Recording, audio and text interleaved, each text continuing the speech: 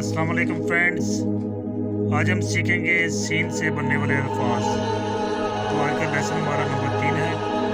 तो जिन्होंने अभी तक मेरे चैनल को सब्सक्राइब नहीं किया, सब्सक्राइब करें, लाइक करें और शेयर करें। तो वीडियो स्टार्ट करते हैं।